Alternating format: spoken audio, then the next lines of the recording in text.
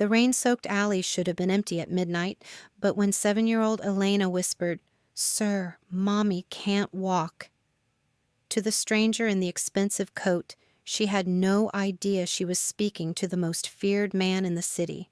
Dante Bellanti didn't save people, he destroyed them. But something about the broken woman bleeding on the pavement and her terrified daughter shattered every wall he'd built around his heart.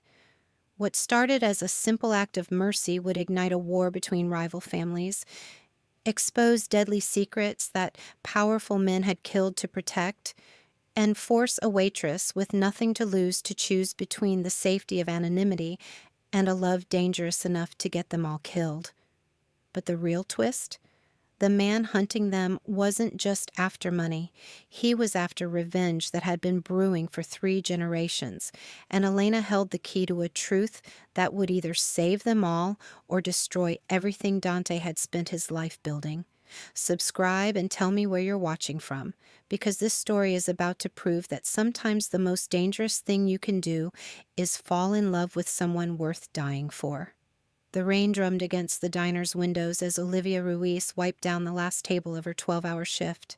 Her ankle throbbed with each step, a reminder of the fall she'd taken last week when carrying too many plates. She couldn't afford to slow down, not when every dollar counted.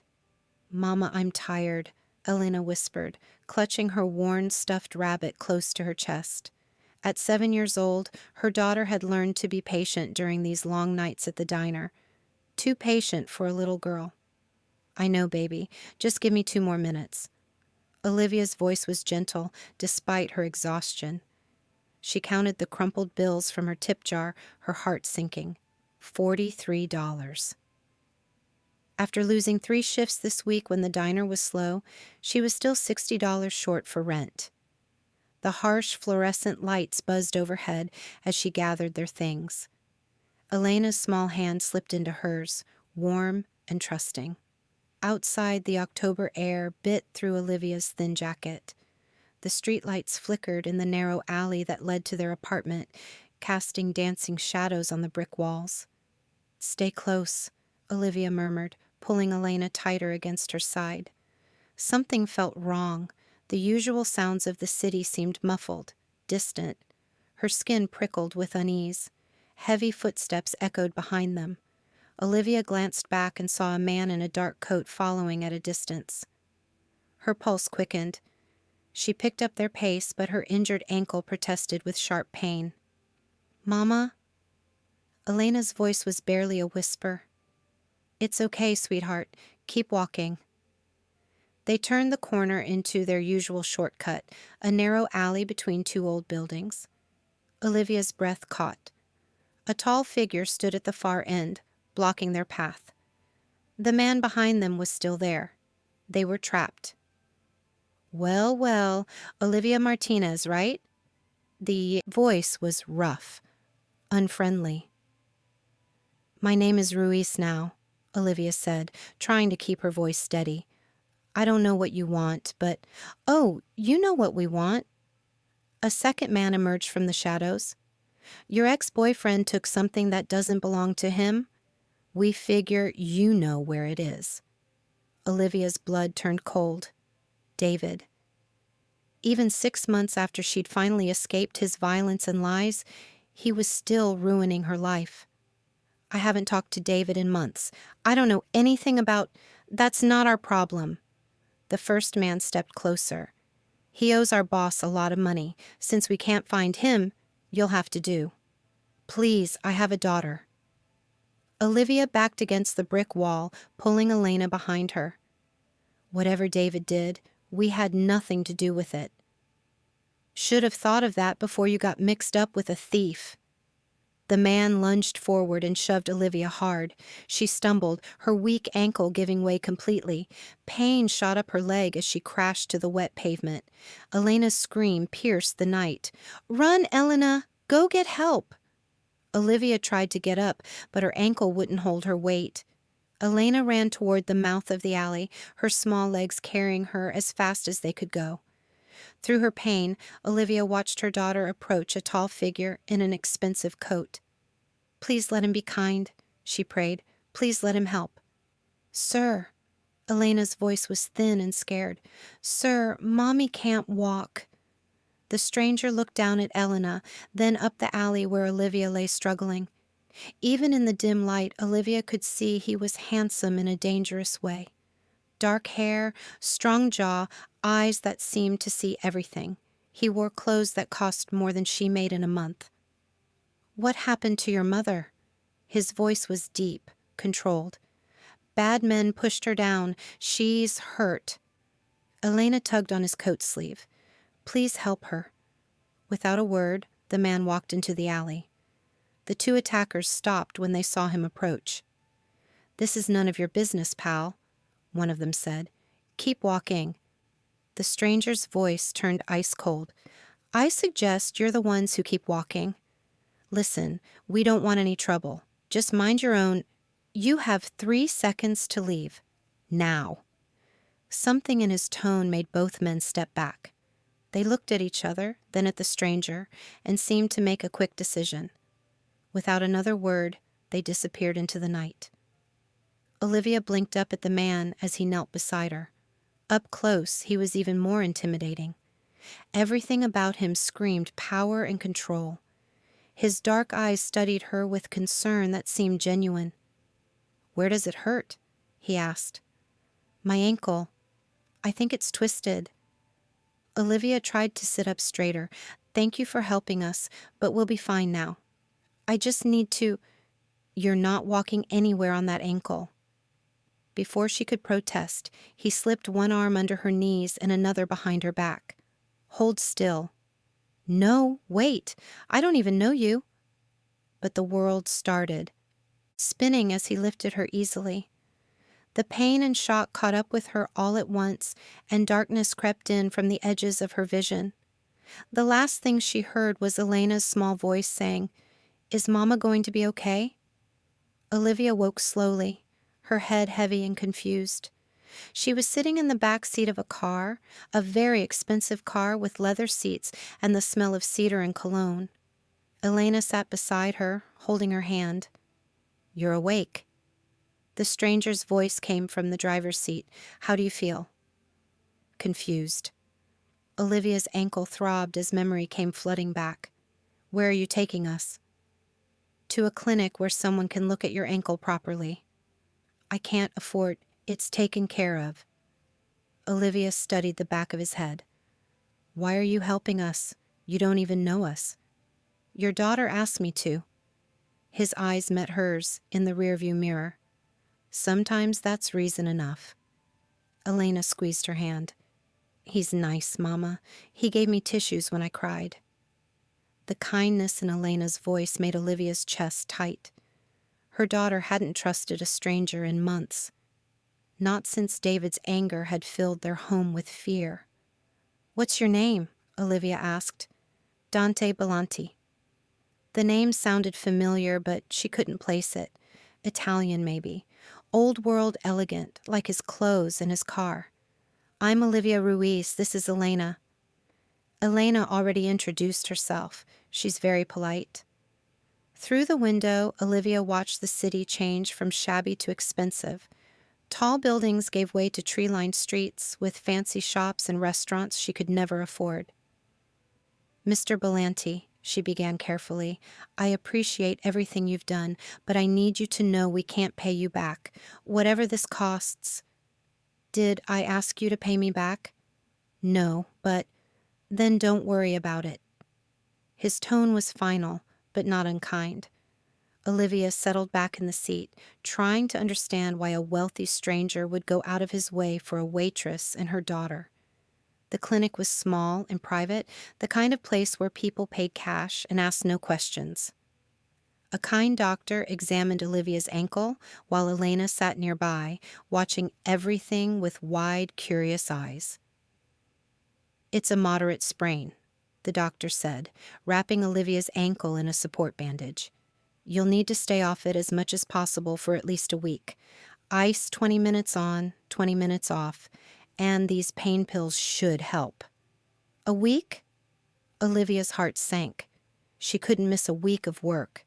She couldn't miss a day. Dante appeared in the doorway. Is she going to be all right? She'll heal fine with proper rest, but she shouldn't be walking any distance for several days. When they were back in the car, Olivia felt the weight of her situation crushing down on her. No work meant no money. No money meant no rent. No rent meant she and Elena would be on the street. "I'll drop you at home," Dante said, starting the engine. "Thank you." Olivia gave him their address, trying not to think about how she would manage climbing the 3 flights of stairs to their apartment. Dante drove through the streets in comfortable silence. Elena had fallen asleep against Olivia's arm, exhausted by the night's events. In the quiet, Olivia found herself studying Dante's profile. He was handsome in a way that made her nervous, too polished, too powerful, too far out of her world. "Those men," she said quietly, "they'll probably come back." "No, they won't." "How can you be sure?" Dante's hands tightened slightly on the steering wheel. "Because I'm going to make sure they understand that bothering you again would be a very bad idea." Something in his voice made Olivia shiver. There was a darkness there, a promise of consequences she didn't want to think about. When they reached her building, Dante came around to help her out of the car. The pain in her ankle shot up her leg as she tried to put weight on it. "I can't carry you up 3 flights of stairs," he said, studying the narrow stairwell. "Is there someone who can help you?" "I'll manage." Olivia didn't have anyone.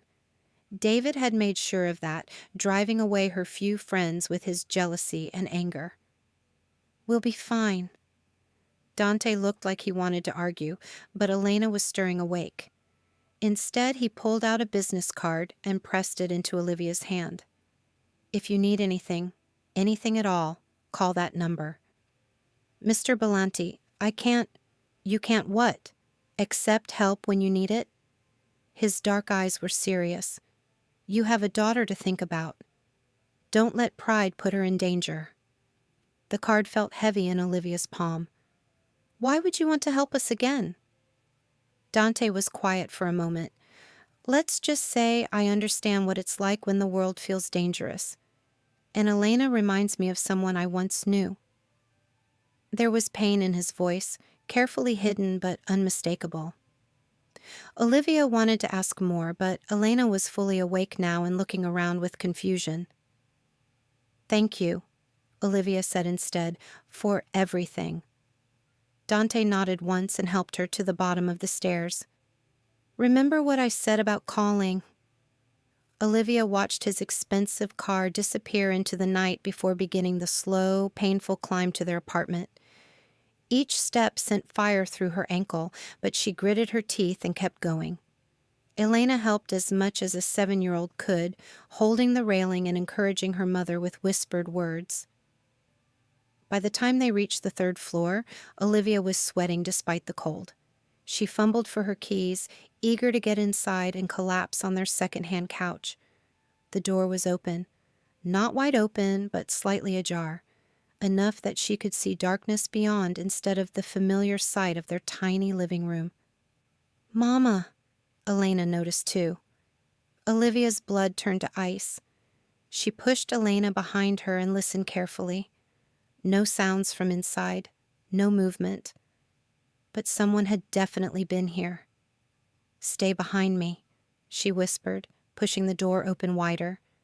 The apartment was dark, but even in the dim light from the hallway, she could see the destruction. Furniture overturned, drawers pulled out and dumped.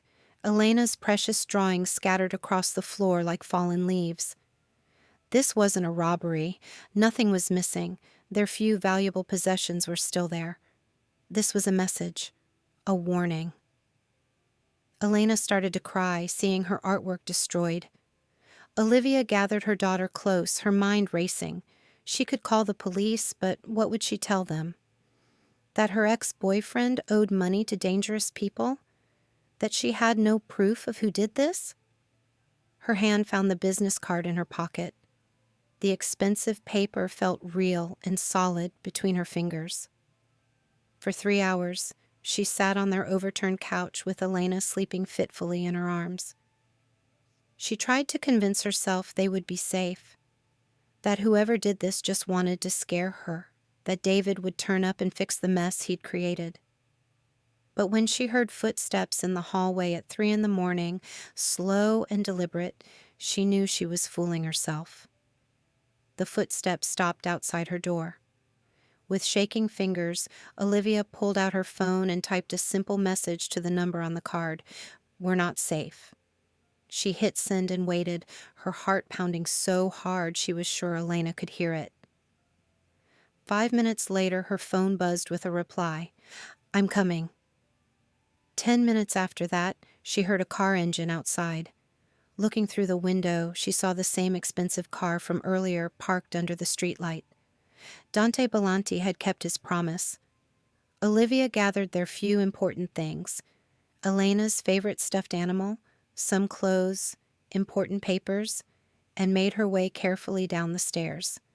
Her ankle screamed in protest, but fear was stronger than pain now.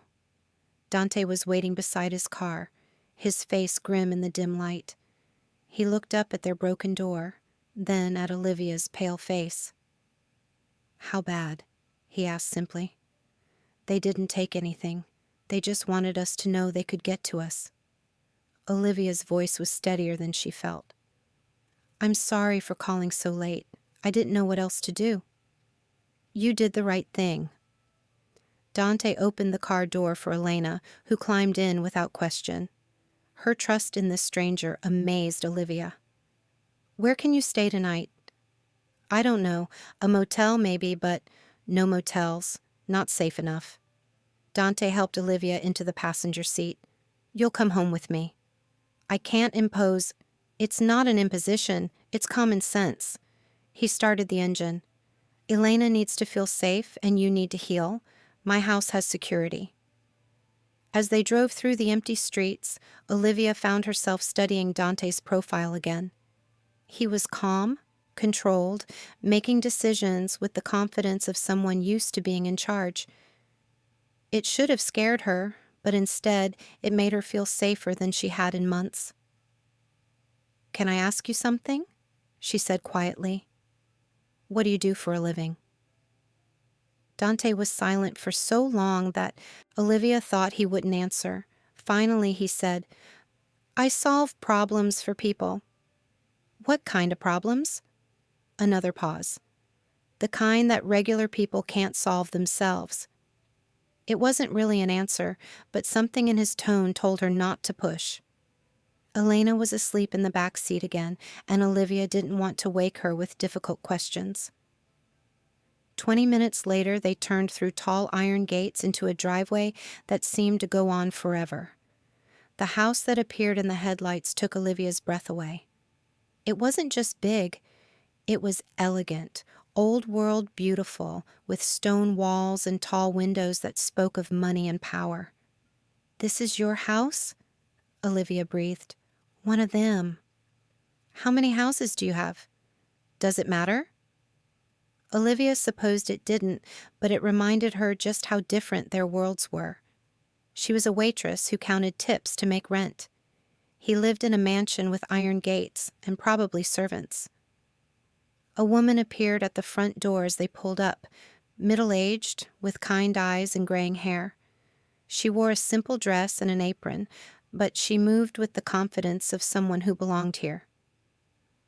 "Mrs. Agnelli," Dante said as they approached. "We have guests who will be staying for a while. This is Olivia and Elena Ruiz." Mrs. Agnelli's face softened when she saw Elena, still sleepy and clinging to her stuffed rabbit. "Oh, the poor little thing. Come in, I'll get rooms ready for you." The inside of the house was even more impressive than the outside. High ceilings, beautiful artwork, furniture that probably cost more than Olivia made in a year. But Mrs. Agnelli's warm welcome made it feel less intimidating. "Are you hungry, sweetheart?" she asked Elena, who nodded shyly. "I think we can find some cookies and milk. Would you like that?" Elena looked to Olivia for permission, then nodded again. Mrs. Agnelli took her small hand gently and led her toward what looked like a kitchen. Olivia found herself alone with Dante in the elegant foyer. "Your housekeeper is very kind. She practically raised me." Dante's expression softened slightly. "She'll take good care of Elena."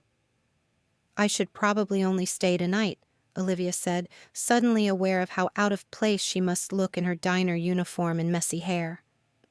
"I don't want to be a burden." "You're not a burden, and you're not going anywhere until we figure out who's after you and why. I told you, it's about David, your ex-boyfriend who owes money to dangerous people." Dante's voice was matter-of-fact. "What I want to know is how much money and which dangerous people." A chill ran down Olivia's spine. "Why does that matter?" Dante looked at her for a long moment, as if deciding how much to tell her. "Because, Olivia, not all dangerous people are the same. Some you can reason with. Others—" He paused. "Others you handle differently." "What does that mean?" "It means, until I know who we're dealing with, you and Elena stay here where I can protect you." The word protect sent warmth through Olivia's chest, followed quickly by fear.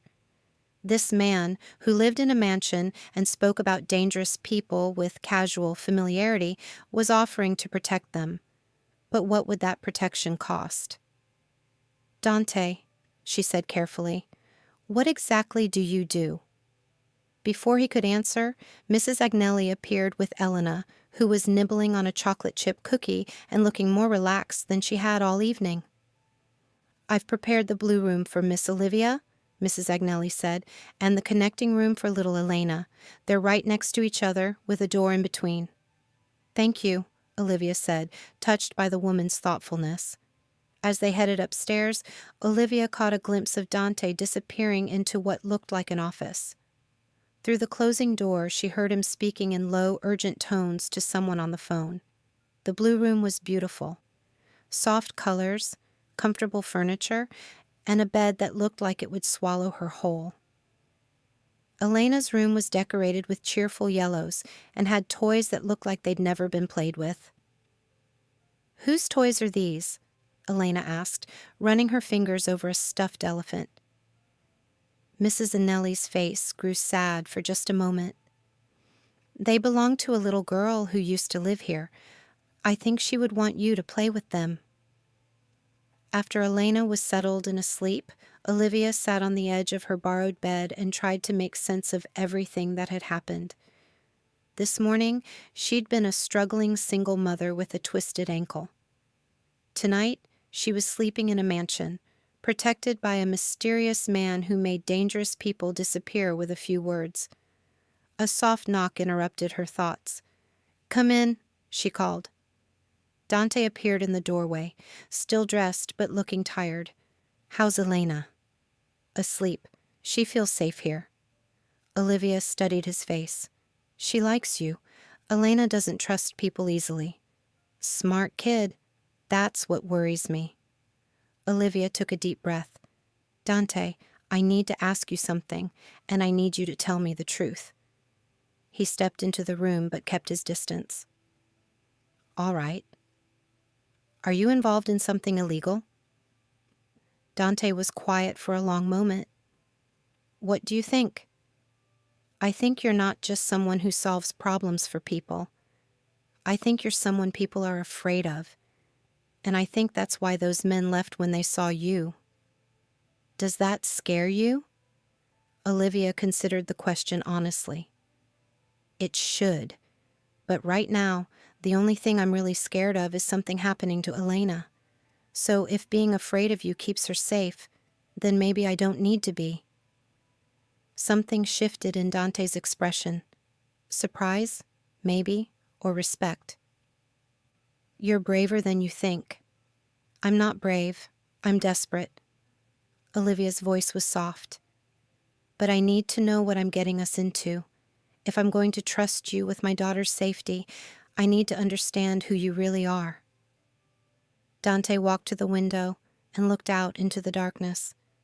When he spoke, his voice carried the weight of old pain.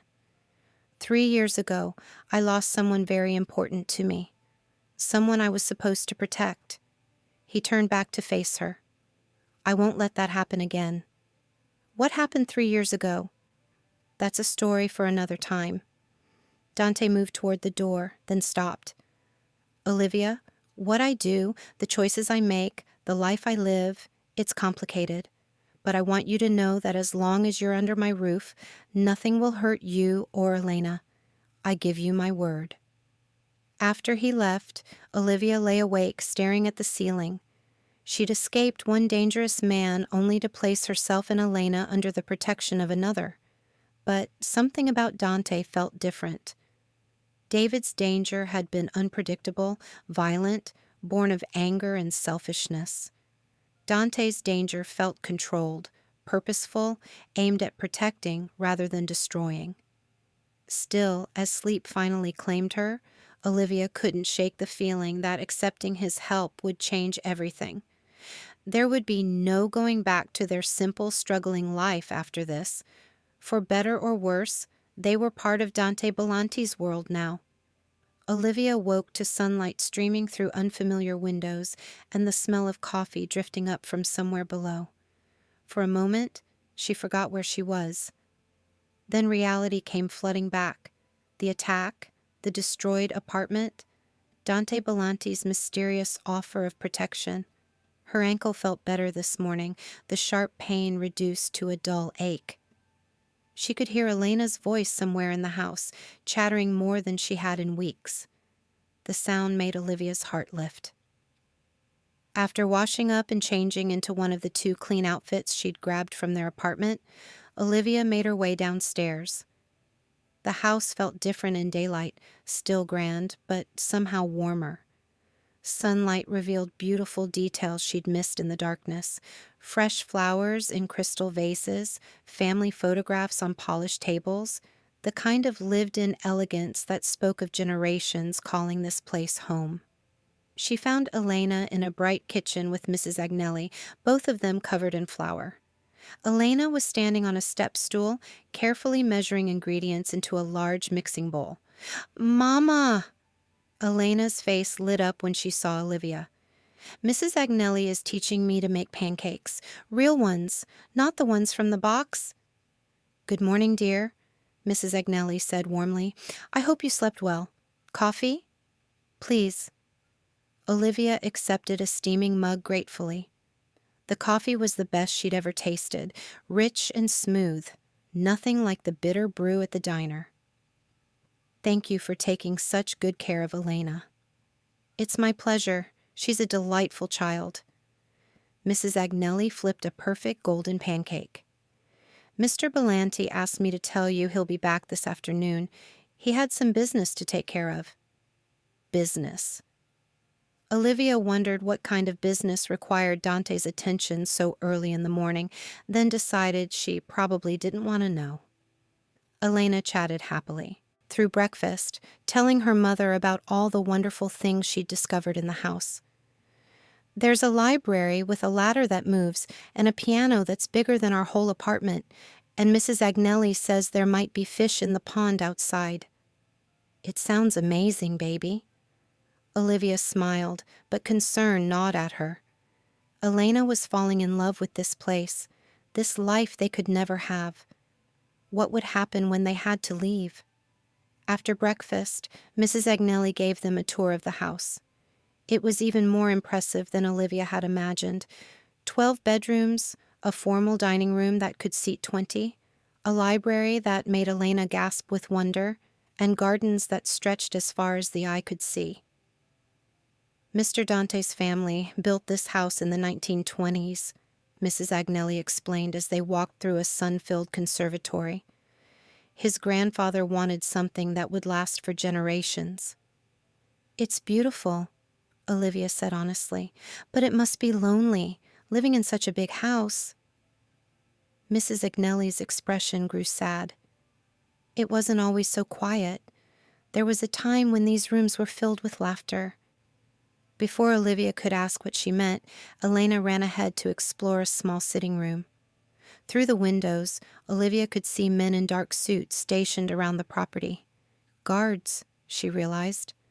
evidence that their safety came at the cost of freedom.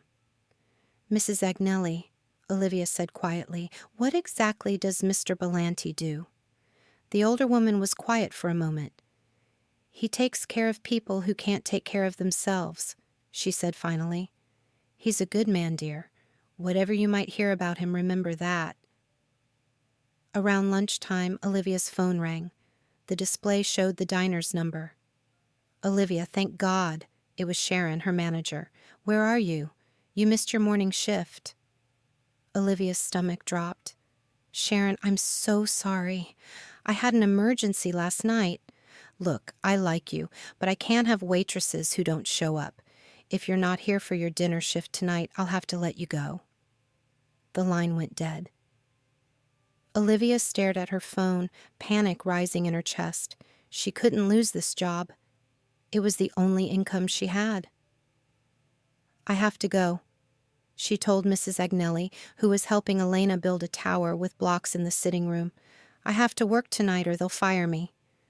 "Dear, Mr. Dante said you weren't to leave the house. I don't have a choice." Olivia was already heading for the stairs to get her purse. "Elena can stay here with you if that's okay. I'll be back late tonight." But when she came back downstairs with her things, she found her way blocked by a polite but firm young man in a dark suit. "Ma'am, I'm sorry, but Mr. Bellanti left instructions that you're not to leave the property." "I have a job," Olivia said, trying to keep her voice calm. "If I don't go to work tonight, I'll be fired." "I understand your concern, but no, you don't understand." Frustration boiled over. "I can't afford to lose this job. I have rent, utilities, groceries. I have a daughter to support. I can't just sit here in this beautiful house and pretend my real life doesn't exist." The guard looked uncomfortable, but didn't move. "I'm sorry, ma'am. I have my orders." Olivia felt trapped, suffocated by protection she hadn't asked for. She found herself pacing the elegant living room like a caged animal while Elena played quietly nearby, sensing her mother's distress. When Dante finally returned that afternoon, Olivia was ready for a fight. "I need to talk to you," she said the moment he walked through the door. "Of course. Elena, why don't you help Mrs. Agnelli with dinner preparations?" Once they were alone, Olivia crossed her arms and faced him squarely. "Your guard wouldn't let me leave today." "That's correct. I almost lost my job because of it." "I'll take care of your job." "You can't just take care of everything." The words exploded out of her. "This is my life, Dante. These are my choices to make. I appreciate your protection, but I won't be a prisoner in a golden cage." Dante studied her flushed face, her defiant posture. "You're angry." "Of course I'm angry. You made decisions about my life without asking me." "How would you feel if someone did that to you?" "It's not the same thing." "Why? Because you're powerful and I'm not? Because you're rich and I'm poor?" Olivia stepped closer, her dark eyes flashing. "I may not have much, but I have my dignity and my independence. I won't give those up, not even for Elena's safety." Something shifted in Dante's expression. "You're right," he said quietly. "I should have discussed it with you first." The admission took the wind out of Olivia's sails. She'd expected him to argue, to use his authority to shut her down. What? You're not my prisoner. You're my guest. There's a difference, and I forgot that." Dante moved to pour himself a drink from a crystal decanter. "But Olivia, you need to understand something. The people who broke into your apartment last night, they're not going to stop. And they're more dangerous than you realize." "How do you know that?" "Because I made some calls today. Your ex-boyfriend stole $200,000 from the Corsetti family." Olivia's legs went weak. She sank into the nearest chair. 200,000? The Corsettos don't forgive that kind of debt. They don't negotiate. They collect one way or another. "But I don't have their money. I don't even know where David is." "It doesn't matter. To them, you're leverage. They'll use you to get to him, or they'll use you as an example to others. Dante's voice was matter-of-fact, but his eyes were gentle. That's why you can't go back to your normal life right now. It's too dangerous. Olivia felt tears burning behind her eyes. So, what am I supposed to do? Hide here forever? Let Elena grow up thinking this is normal? No. We find a solution. What kind of solution? Dante was quiet for a long moment. Let me worry about that. That evening, Olivia found herself in the kitchen with Mrs. Agnelli while Elena played in the adjacent sitting room. She needed to stay busy, to feel useful somehow. I don't know how to be a charity case, Olivia admitted as she dried dishes. I've been taking care of myself and Elena since she was born. This feels like you're not in control anymore, Mrs. Agnelli suggested gently. Exactly. I know he's trying to help, but I feel so useless here, so dependent. Mrs. Agnelli was quiet for a moment. Can I tell you something about Mr. Dante? Olivia nodded. 3 years ago, he was a different man, happier. This house was full of life then. The older woman's voice grew soft with memory. He was married to a wonderful woman named Isabella. They had a little girl, Sophia. She was Elena's age. Olivia's breath caught. Was? There was an attack. Someone was trying to get to Mr. Dante through his family. Isabella and Sophia were killed. Mrs. Agnelli wiped her eyes with her apron. He blames himself. He thinks if he'd been stronger, smarter, more careful, he could have saved them. Oh, my God! Olivia's heart broke for the man she'd been angry with just hours before. That's why he recognized Elena. She reminds him of his daughter. He hasn't let anyone close since then, but when he carried you into this house last night, when I saw him with Elena, it was like seeing the old Dante again. The man who cared about more than just business and revenge. Olivia understood now why Dante's protection felt so intense, so absolute. He wasn't just keeping them safe. He was trying to save them the way he couldn't save his own family. Later that night, she found Dante in his study, working late into the evening. Through the open door, she could see him at a massive wooden desk, papers spread before him, phone pressed to his ear. His voice was low, controlled, but she caught fragments of conversation that made her shiver. I don't care what it costs. Make sure they understand the consequences. No, permanently. When he noticed her in the doorway, he ended the call immediately. I wanted to apologize, Olivia said, stepping into the room. For earlier.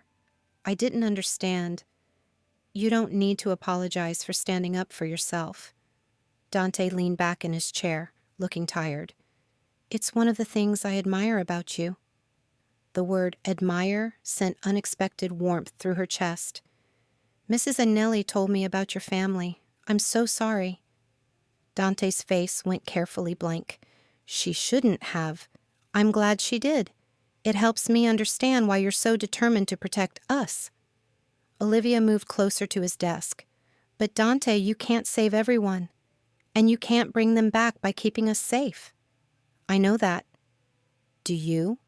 Because it seems like you're trying to lock away everyone you care about to keep them from getting hurt. I don't. Dante stopped, the words dying in his throat. It's not that simple. Maybe it is. Olivia sat in the chair across from his desk. Maybe the answer isn't hiding from the world. Maybe it's fighting for the right to live in it. They looked at each other across the polished wood surface, and Olivia felt something shift between them. The attraction had been there from the beginning. She wasn't naive enough to deny it. But this was deeper. Understanding. Recognition of shared pain. Elena drew you a picture today, she said, breaking the tension. She wanted me to give it to you. She pulled the folded paper from her pocket and handed it to him. Dante opened it carefully, revealing a child's drawing of 3 stick figures standing in front of a big house. The The tallest figure wore a black jacket. The medium figure had long dark hair. The smallest figure held both their hands. "She says it's our family," Olivia said softly. Dante stared at the drawing for a long time. When he looked up, his dark eyes were bright with emotion he was trying to control. "She shouldn't get attached," he said finally. "Neither of you should. This is temporary." "Is it?" "Because from where I'm sitting, it feels like we're all getting attached." Before Dante could respond, a phone buzzed on his desk. He glanced at it, and his expression darkened. "What is it?" Olivia asked. "Motion sensors on the perimeter. Someone's watching the house." The warmth of their moment together vanished instantly. Dante was on his feet, all business now. He pressed a button on his desk and spoke into an intercom. "Mateo, we have company. Secure the house." Within seconds, Olivia could hear movement throughout the mansion. Footsteps, quiet voices, the sound of windows and doors being checked and locked. "Stay here," Dante told her, moving toward a wall, safe she hadn't noticed before. "What about Elena?" "Mrs. Agnelli will get her to the safe room. She knows the drill." The casual way he said it, like having a safe room was perfectly normal, reminded Olivia just how different this world was from hers. Dante opened the safe and pulled out what was definitely a gun. The sight of it made everything real in a way it hadn't been before. "Dante, go to Elena. Now." Olivia ran toward the sitting room where she'd left her daughter, her heart pounding.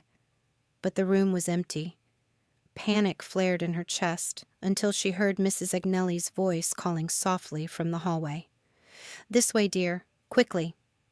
Mrs. Agnelli led them to what looked like a coat closet, but when she pressed something inside, the back wall swung open to reveal a hidden room. Elena was already inside, sitting calmly on a small couch, as if this was a normal part of her bedtime routine. "It's like a secret fort, Mama," Elena said, not seeming frightened at all. The room was comfortable, but clearly designed for safety. No windows, reinforced walls, supplies stored neatly on shelves. Olivia realized this wasn't the first time it had been used. "How often does this happen?" she asked Mrs. Agnelli. "Not often anymore, but Mr. Dante believes in being prepared." They waited in tense silence for what felt like hours. Olivia held Elena close, trying to stay calm for her daughter's sake. But inside, fear was eating at her. This was the life they were choosing, one where armed men watched their house and safe rooms were necessities. When the all clear finally came, Dante appeared in the doorway, looking grim but unharmed. "It was a reconnaissance team," he said. "They're gone now." "Will they come back?" Olivia asked. "Not here, but they know where you are now." The weight of that statement settled over them. Their safe haven had been discovered. The golden cage had been found by the wolves. "What does that mean for us?" Olivia's voice was steadier than she felt. "It means we move to the estate upstate. Tonight." "Another house?" "A more secure one." Olivia looked at Elena, who had fallen asleep on the small couch despite all the excitement. Her daughter's face was peaceful, trusting that the adults around her would keep her safe. "How long can we keep running?" Olivia asked.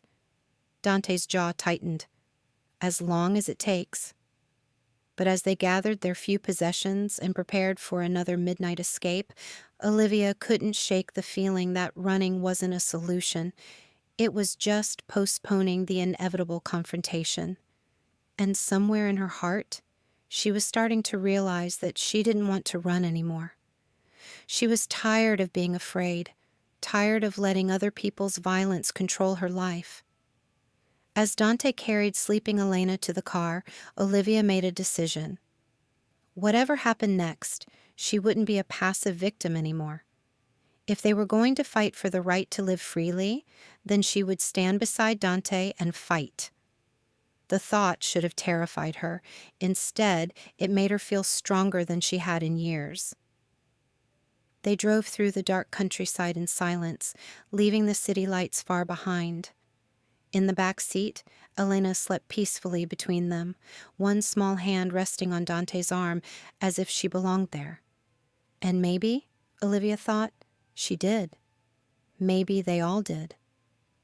The estate appeared in their headlights after an hour's drive, a sprawling stone house surrounded by woods and open fields. It was beautiful in a wild way, less formal than the city mansion, but no less impressive. "Welcome to Bella Vista," Dante said as they pulled up the circular drive. "This is where my grandfather first lived when he came to America." "It's beautiful," Olivia said honestly. "It's also the most secure property I own. Motion sensors, cameras, and guards you'll never see, but who see everything." As they settled into their new temporary home, Olivia found herself studying Dante's face in the lamplight. There was something different about him here. More relaxed, as if this place held better memories than the city mansion. "Elena can have the room overlooking the gardens," he said, showing them around. "There's a playground in the back that hasn't been used in a while." Another painful reminder of the family he'd lost. Olivia's heart ached for him, for the ghosts that haunted these beautiful rooms. Later, after Elena was settled in bed, Olivia and Dante found themselves on the terrace overlooking the moonlit gardens. The night air was cool and clean, scented with flowers she couldn't name. "Thank you," she said simply, "for everything. I know this isn't easy for you either." "What makes you say that?" "Being here, sharing this place with us. It means something to you, doesn't it?" Dante was quiet for so long she thought he wouldn't answer. Finally, he said, "My wife loved it here. We were going to raise Sophia here, away from the city, away from the danger." "Yes." His voice was rough with old pain. "We never got the chance." Without thinking, Olivia reached out and touched his hand. The contact sent electricity up her arm, but she didn't pull away. "I'm sorry," she said, "for your loss, for the life you didn't get to have." Dante looked down at their joined hands. "I haven't talked about them in 3 years. Maybe it's time you did. Maybe." He turned his hand palm up, intertwining their fingers. "Maybe a lot of things are changing." They stood like that in the moonlight, connected by grief and hope in equal measure. Olivia felt something shifting inside her chest, walls coming down, trust building despite every logical reason to be afraid. Whatever came next, they would face it together. And for the first time since David had left their lives in shambles, Olivia believed that maybe, just maybe, everything would be all right. The thought terrified and thrilled her in equal measure. The next few days at Bella Vista passed like a dream Olivia was afraid to wake from. Elena bloomed in the peaceful countryside, her laughter echoing through rooms that had been silent too long. She discovered the playground behind the house and spent hours on the swings, calling for Dante to push her higher whenever he appeared. And he always appeared. Olivia watched from the kitchen window as the feared Mafia boss carefully adjusted the swing's height for Elena's comfort, his movements gentle and patient. The contrast between the man she'd first seen in that dark alley and this version, sleeves rolled up, dark hair falling across his forehead as he smiled at her daughter, made her heart do strange things. "He's good with children," Mrs. Agnelli observed, appearing beside her with fresh coffee. The housekeeper had insisted on coming to the estate, declaring that Mr. Dante needs proper care and that child needs proper meals. "Elena adores him," Olivia said, accepting the steaming mug gratefully. "I've never seen her trust someone so quickly." "Children know things adults forget," Mrs. Agnelli said wisely. "They can sense a good heart, even when it's buried under pain." Through the window, Olivia watched Dante catch Elena at the bottom of the slide, spinning her around as she giggled with pure joy. The sound was medicine to Olivia's wounded soul. Mrs. Agnelli, Olivia said carefully. What exactly does Dante do? I mean, I know it's dangerous, but the older woman was quiet for a moment, choosing her words carefully. Mr. Dante's family has always protected people in this community. His grandfather helped immigrants when no one else would. His father made sure the neighborhood stayed safe when the police couldn't. Dante continues that tradition. But the guns, the guards, protection requires strength, dear, and sometimes strength must be demonstrated. It was the closest thing to a straight answer Olivia had gotten, and she understood it was all she would get. Dante's world operated by different rules, ones she was only beginning to glimpse. That afternoon, while Elena napped, Olivia found herself restless. Her ankle was nearly healed, and the enforced inactivity was making her stir-crazy. She wandered through the house, eventually finding Dante in a sun-filled study lined with books. "Sorry," she said, starting to back out. "I didn't mean to interrupt." "You're not interrupting." He gestured to the chair across from his desk. "I was just handling some business."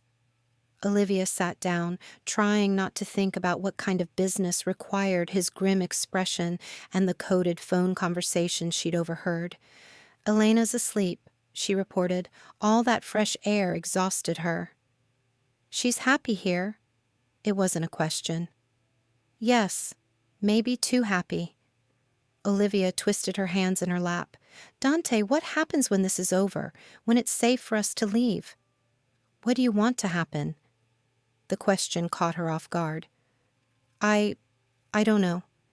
A few days ago, my biggest worry was making rent. Now I'm living in a mansion with a man who carries guns and has people watching us through cameras I can't even see. Are you afraid of me? Olivia considered the question honestly. I should be. Everything logical tells me I should be terrified of you, but you make Elena laugh. You remember how she likes her eggs. You carried her upstairs last night when she fell asleep on the couch, and you were so gentle it made my chest hurt. She looked up to find him watching her intently. So no, I'm not afraid of you. I'm afraid of what happens when we have to leave.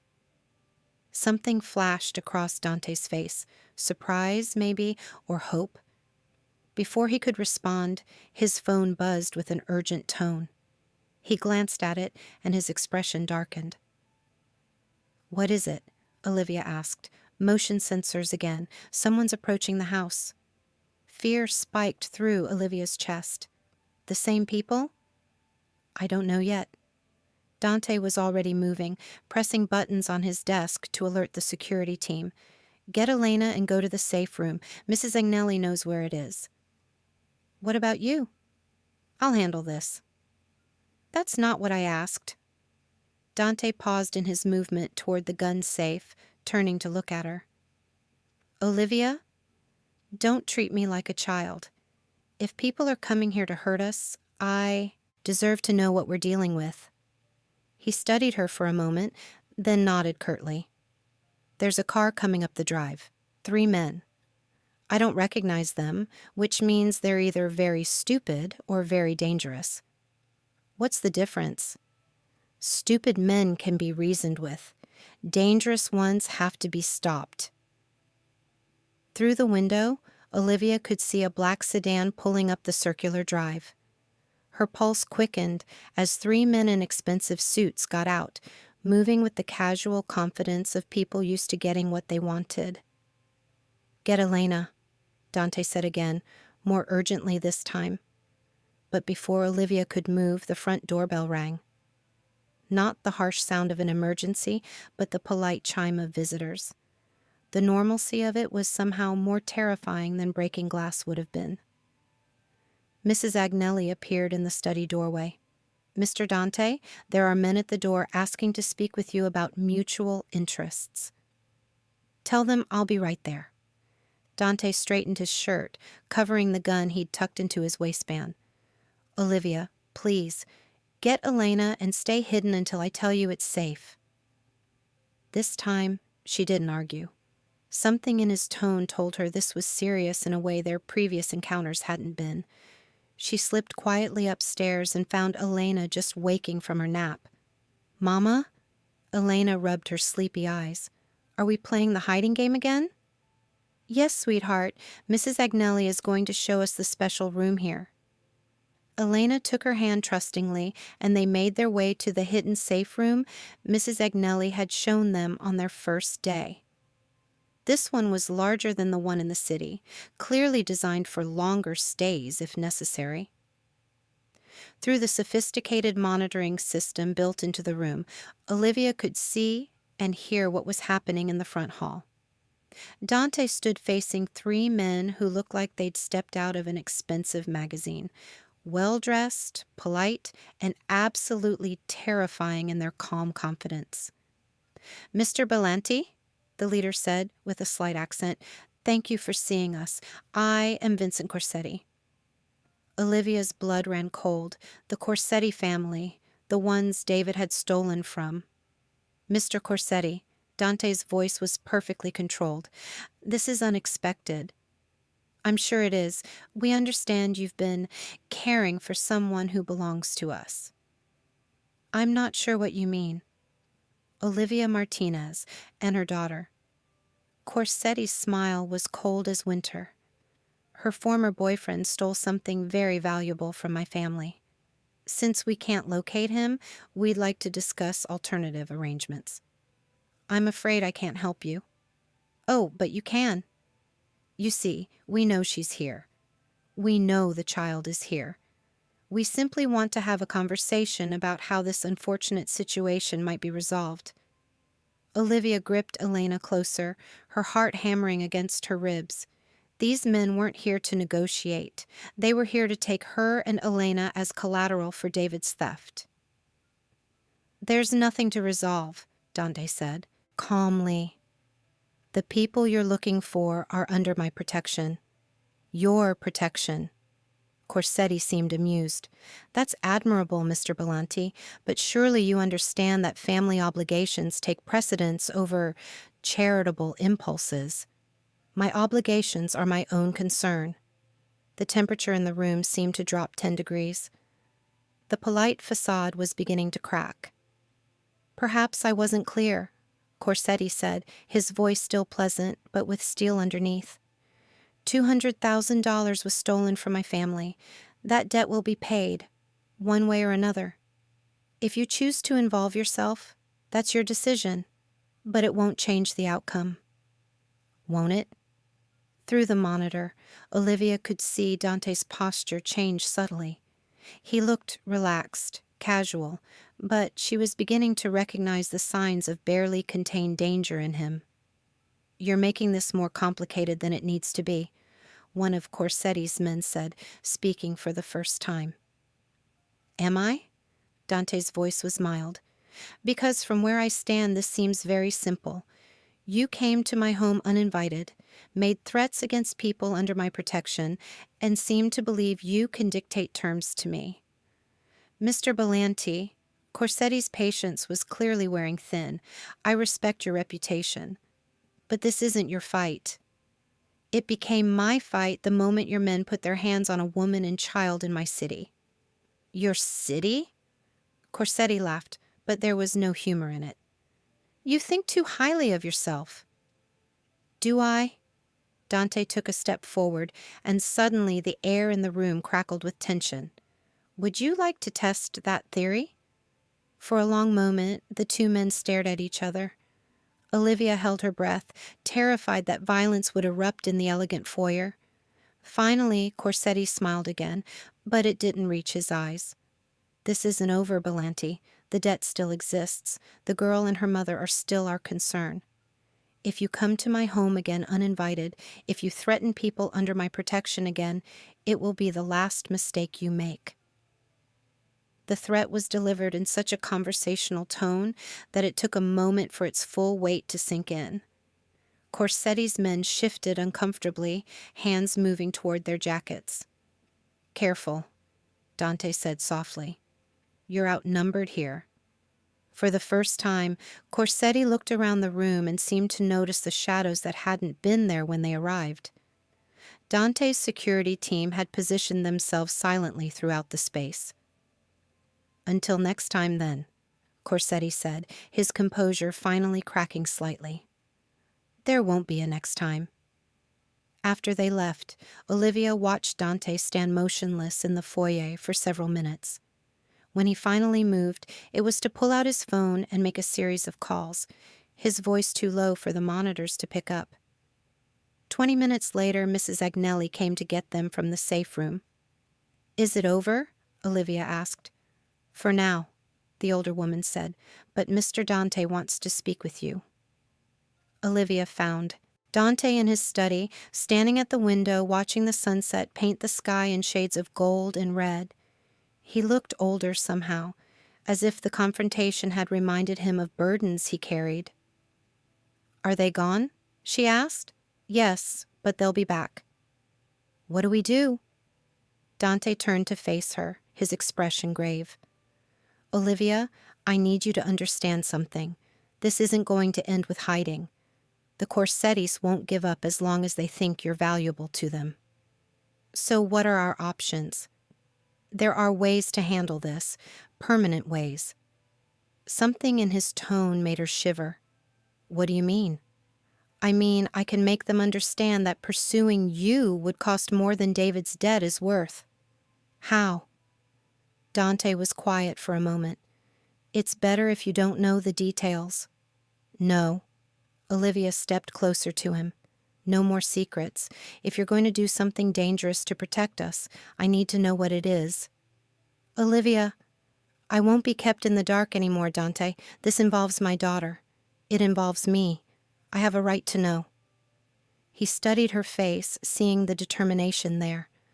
Finally, he nodded. "The Corsettis understand only one language, strength.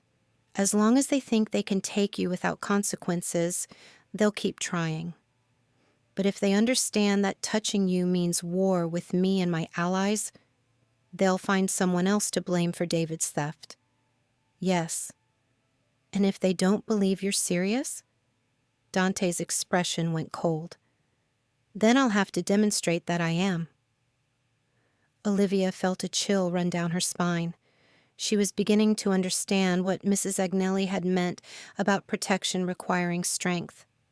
In Dante's world, keeping the people you cared about safe sometimes meant doing terrible things to those who threatened them. "How long will it take?" she asked. "A few days, maybe a week." "And we stay here?" "You stay here. I have business to take care of in the city." Fear spiked through her. "You're leaving?" "Temporarily. Matteo and the security team will stay with you. You'll be safe." "That's not what I'm worried about." The words slipped out before she could stop them. Dante's expression softened. "Olivia, don't go." She moved closer, close enough to smell his cologne, to see the flecks of gold in his dark eyes. "Please, let someone else handle it." "I can't ask others to take risks I won't take myself." "You can ask me not to watch you walk into danger." They stood inches apart, the air between them charged with emotion neither had been willing to acknowledge. Olivia could feel her heart racing, could see her own desire reflected in Dante's eyes. "I have to do this," he said softly, "to keep you safe, to keep Elena safe." "And what if something happens to you? What if—" She couldn't finish the sentence. "Nothing will happen to me." "You can't promise that. I can promise that I'll come back to you." The words hung in the air between them, heavy with meaning. Olivia felt something break open in her chest. All the walls she'd built, all the fear she'd carried, crumbling in the face of this man's quiet devotion. "Dante, I know this is complicated. I know I'm not what you planned for your life." Neither was David, and look how that turned out. Olivia tried to smile, but tears were threatening. "At least you're honest about the danger." "I would never lie to you, about anything." She believed him. Despite everything logical, despite all the reasons she should be terrified, she believed him completely. When do you leave? Tomorrow morning. Then we have tonight. Something shifted in Dante's expression. Surprise, hope, desire carefully held in check. Olivia, you don't have to. I'm not offering because I feel obligated. She reached up and touched his face, feeling the slight roughness of stubble against her palm. I'm offering because I want to. Because whatever this is between us, I'm tired of pretending it doesn't exist. For a moment, Dante just looked at her, as if memorizing her face. Then he covered her hand with his, turning his head to press a kiss to her palm. Are you sure? Instead of answering with words, Olivia rose on her toes and kissed him.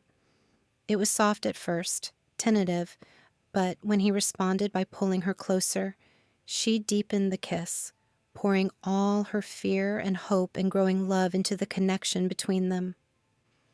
When they finally broke apart, both were breathing hard. Elena's asleep, Olivia whispered. Mrs. Agnelli will listen for her. Then take me to bed, Dante, and for tonight, let's pretend the rest of the world doesn't exist. He searched her eyes one more time, looking for any sign of doubt. Finding none, he took her hand and led her from the study, through the quiet house to the master bedroom she'd never seen.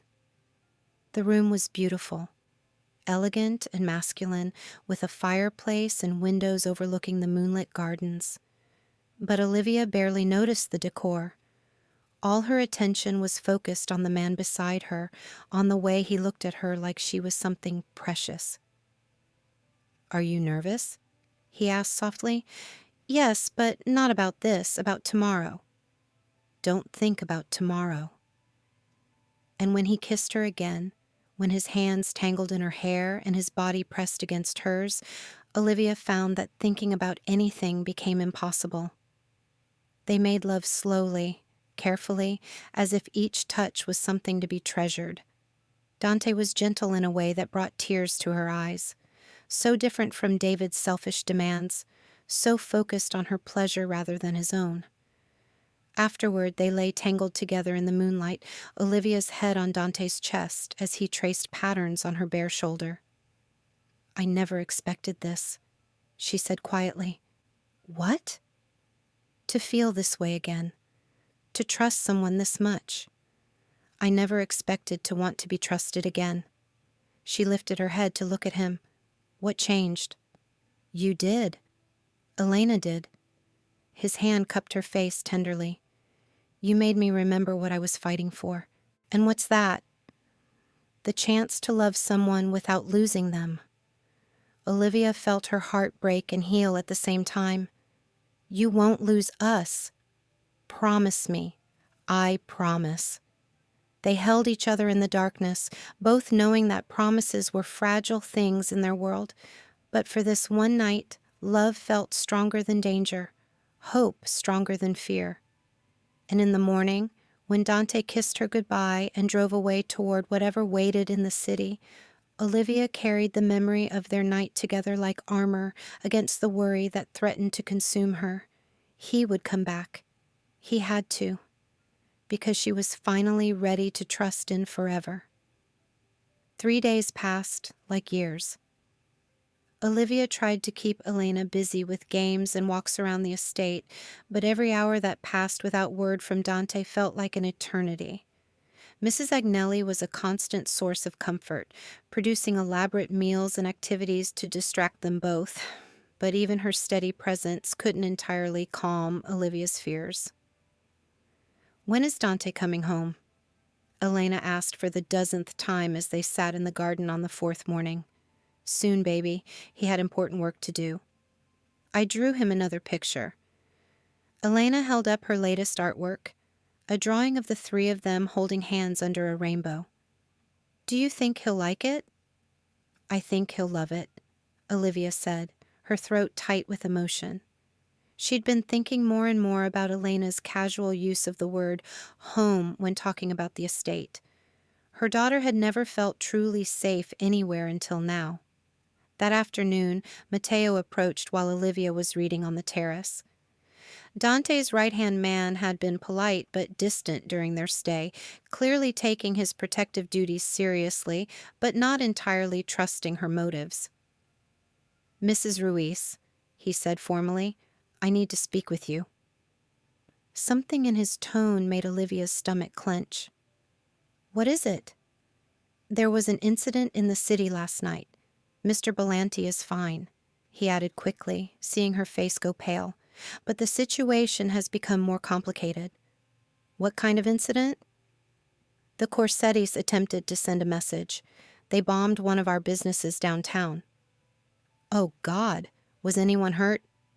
"No. The building was empty and we had advance warning. But it means they're escalating."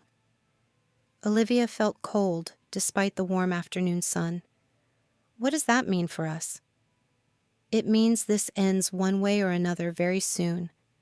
Mr. Bellanti wanted me to tell you that whatever happens, you and Elena will be safe. He's made arrangements." "What kind of arrangements?" Matteo hesitated. "New identities, a house in California, money to start over." "He's sending us away." It wasn't a question. "He's giving you the chance at a normal life." Olivia stood up abruptly, pacing to the edge of the terrace. "And what about him? What happens to Dante in this plan?" "That's not for me to say." "Matteo." Olivia turned to face him, her dark eyes blazing. "What happens to Dante?" The younger man looked uncomfortable. "The Corsettis won't stop until they feel they've won something. If they can't have you, they'll want blood instead." "His blood." "Maybe, or maybe he finds another way. But Mrs. Ruiz, you need to understand. Mr. Bellanti's world is dangerous. It always will be. What he's offering you is a chance to escape that." "And if I don't want to escape it?" Matteo looked genuinely surprised. "You want to stay in this life, knowing what it means?" "I want to be with the man I love, knowing what that means." The words hung in the air between them. It was the first time Olivia had said it out loud, but she knew it was true. Somewhere between that first night when Dante had carried her from the alley and 3 days ago when he'd held her in his arms, she'd fallen completely, irrevocably in love with him. "He loves you too, you know," Matteo said quietly. "I've worked for him for 8 years, and I've never seen him the way he is with you and Elena. You've given him something to live for again." "Then why is he trying to send us away?" "Because he loves you. Because he'd rather lose you to safety than lose you to violence." That evening, Olivia put Elena to bed and found herself unable to sit still. She wandered the house, touching things that belonged to Dante, imagining what their life could be like if they could find a way through this danger. She was in his study, looking at family photographs on his bookshelf when headlights swept across the windows. Her heart leaped, but instead of Dante's car, she saw 2 black SUVs pulling up the circular drive. Fear froze her in place until she heard Matteo's voice calling out a greeting. These were friendlies, then. She watched from the window as several men got out of the vehicles, moving with the controlled urgency of people bearing important news. Matteo appeared in the study doorway minutes later. "Mrs. Ruiz, there's been a development." "Is Dante—" "He's alive. But there was a confrontation tonight. Several Corsetti men are dead, including Vincent Corsetti himself." Olivia sank into a chair, her legs suddenly weak. "What does that mean?" "It means the immediate threat is over, but it also means war is coming. The rest of the Corsetti family won't let this go unanswered." "Where is Dante?" "On his way here. He should arrive within the hour." The longest hour of Olivia's life finally ended when she heard the familiar sound of Dante's car in the driveway. She ran to the front door, not caring who saw her desperation to hold him again. He looked tired, older somehow, but when he saw her, his face transformed with relief and love. She threw herself into his arms, feeling him catch her close as if she was the most precious thing in the world. "You're safe," he murmured into her hair. "Thank God you're safe." "I was worried about you, not us." She pulled back to look at his face, searching for signs of injury. "Are you hurt?" "No, but Olivia, we need to talk." They found privacy in his study while Mrs. Agnelli stayed with the sleeping Elena. Dante poured himself a drink with hands that weren't quite steady, and Olivia saw the toll the past few days had taken on him. "Tell me what happened," she said. "The Corsettis made their move. They thought they could force my hand by threatening other people I protect. They were wrong. Matteo said Vincent Corsetti is dead." "Yes." Does it matter?" Olivia considered the question seriously. 3 months ago, the answer would have been yes. But now, thinking of Elena's safety, thinking of all the innocent people Dante protected, she found her moral certainty less clear. "I don't know," she said honestly. "I guess it matters less than I thought it would." Something flickered across Dante's expression. Relief, maybe, that she wasn't running from the reality of his world. "There's something else," he said. "Matteo told you about the arrangements I've made?" "The new identities. The house in California." Olivia kept her voice level. "The chance at a normal life." "Yes. And you think that's what I want?" Dante set down his glass and turned to face her fully. "I think it's what you deserve. You and Elena both. A life without fear, without looking over your shoulders, without men with guns standing guard while you eat breakfast." "What about what I choose?"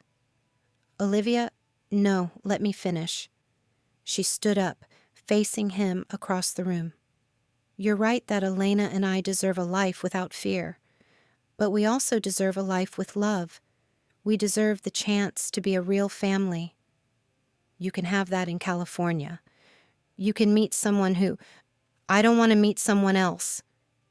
The words exploded out of her. "I want you, Dante. I want this house, this life, these people who've become our family. I want to wake up in your arms and watch Elena grow up calling you Papa and have Mrs. Agnelli teach us both how to cook Italian food." Dante stared at her as if she'd spoken in a foreign language. "You have no idea what you're asking for." "Don't I?" "I'm asking to share a life with a man who carries the weight of protecting dozens of families, who makes impossible choices so other people can sleep safely, who loved his wife and daughter so completely that losing them almost destroyed him." Olivia moved closer, her voice softening. "I'm asking to love a man who's strong enough to bear that much responsibility and gentle enough to push my daughter on a swing. The danger will never completely go away. I know that. There will be nights when I have to leave, times when you'll worry. I know that too. Elena will grow up knowing her father isn't like other fathers.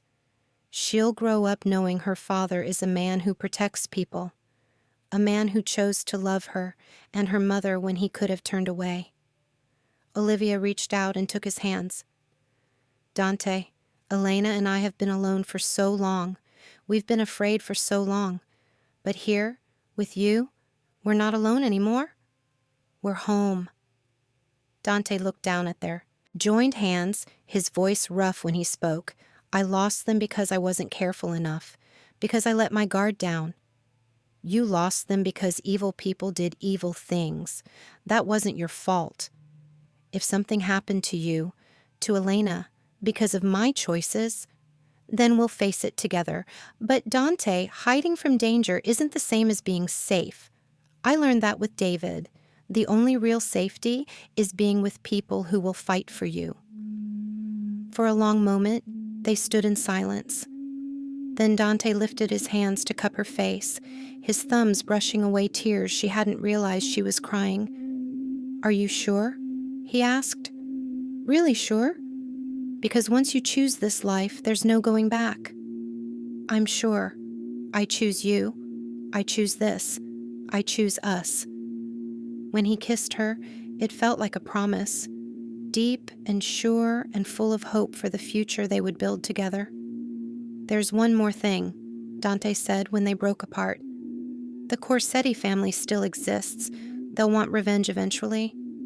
"Let them come," Olivia said, surprising herself with her own fierceness. "This is our home, our family. We'll protect it."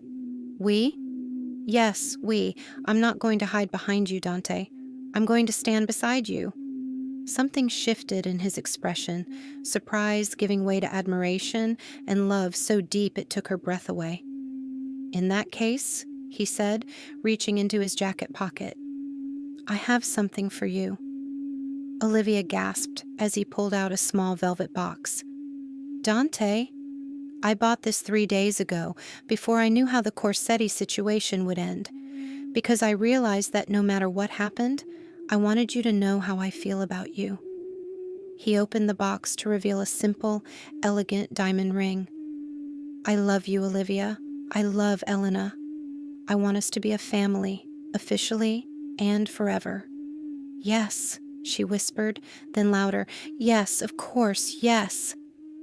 He slipped the ring onto her finger with hands that trembled slightly, then gathered her into his arms as if he would never let her go. "Mrs. Agnelli is going to cry." Olivia laughed through her own tears. "Mrs. Agnelli already knows. She helped me pick out the ring." "And Elena?" "Elena's been asking me when I'm going to marry her mama since our second day here." They held each other in the lamplight, two people who had found their way through darkness to love. Outside, the estate was quiet and peaceful, but Olivia knew that safety was an illusion. There would be other threats, other challenges to face, but they would face them together. 6 months later, Olivia stood on the terrace at Bella Vista, watching Elena chase butterflies through the garden while Mrs. Agnelli called out warnings not to step on the flowers. The October air was crisp and clean, and the trees were painted in brilliant shades of gold and red. "She's gotten so tall," Dante observed, coming up behind her and wrapping his arms around her waist. "She's grown 3 inches since we moved here permanently." Olivia leaned back against his chest, feeling the solid warmth of him. "And she talks constantly now. Remember when she barely said a word? She feels safe. We all do." It had taken 3 months to fully resolve the Corsetti situation. Other families had stepped in to claim their territory, and Dante had negotiated a peace that everyone could live with. There had been tense moments, late-night meetings, and times when Olivia had worried that violence would be the only solution. But Dante had found another way, proving that strength and wisdom were often more powerful than guns and threats. "Any regrets?" he asked, pressing a kiss to her temple. "About what?" "About choosing this life. About giving up the chance at something normal." Olivia turned in his arms, looking up at the man who had become her husband, her partner, her best friend. "Dante Bellanti. Our life includes a 7-year-old who speaks 3 languages thanks to Mrs. Agnelli, a housekeeper who spoils us all rotten, and a husband who once spent an entire afternoon teaching neighborhood kids how to properly throw a baseball. If you think any of that is abnormal, you haven't been paying attention." "I love you," he said simply. "I love you too." Elena's laughter drifted across the garden, bright and joyful and completely unafraid. Olivia watched her daughter, their daughter, play in the afternoon sunshine and felt her heart full to overflowing. They had found their way home to each other, through darkness and fear to love and safety. Not the kind of safety that came from hiding, but the kind that came from standing together against whatever the world might bring. "Mama, Papa," Elena called from across the garden. "Come see what I found." Hand in hand, they walked across the lawn toward their daughter, toward the life they had chosen and fought for and built together. The future stretched ahead of them, uncertain in some ways, but sure in the only way that mattered. They were family. They were home. And they were finally completely safe in each other's love. As they reached Elena, who was excitedly showing them a butterfly that had landed on her outstretched finger, Olivia felt a moment of perfect peace. This was what happiness looked like, not the absence of challenges, but the presence of people who would face them with you. "It's beautiful, sweetheart," Dante said, crouching down to Elena's level. "Just like our family," Elena announced with the confidence of a child who had never doubted her place in the world. And as the butterfly took flight and Elena chased after it with renewed excitement, Olivia and Dante exchanged a look that said everything that needed to be said. They had made it through, all of them, together. And that was the most beautiful thing of all.